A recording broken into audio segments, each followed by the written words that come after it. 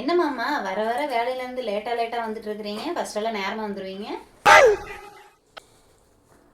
வேலை அதிகமா இருக்குமா, அதனாலதான் லேட் ஆகுற. வேலை இருந்தா சீக்கிரம் வந்துடுவேன், வேலை முடிஞ்சிச்சுன்னா.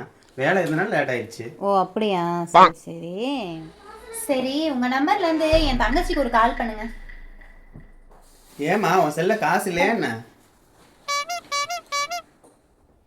என் செல்ல பேலன்ஸ் முடிஞ்சிருச்சுங்க. உங்க செல்ல இருந்து கூப்பிடுங்க. ஏன் கூப்பிட மாட்டீங்களா? கூப்பிட்டு என்னமா பண்றேன்னு மட்டும் கேளுங்க. கூப்பிடுங்க. அவுட் ஸ்பீக்கர் போடுங்க.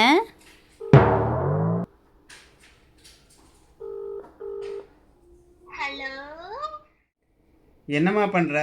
என்னமாமா இப்பதான் இங்க இருந்து போனீங்க, அதுக்குள்ள போன் பண்ணி என்னமா பண்றேன்னு கேக்குறீங்க? போங்க மாமா, அதுக்கு தான் என்ன அரை மணி நேரம் இருந்துட்டு போங்கன்னு சொன்னேன். தெரியும்டா எனக்கு அப்பவே.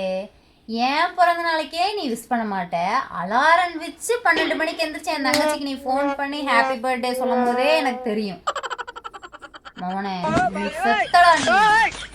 இல்லம்மா, நான் யதார்த்தமா ஏதோ போனேன், அதை வச்சு அந்த பிள்ளை பேசிட்டு இருக்கிறாமா. செத்தடா மோனே. அப்ப நான் இன்னொரு தடவை வீட்டுக்கு போனேன், செத்தடா நீ.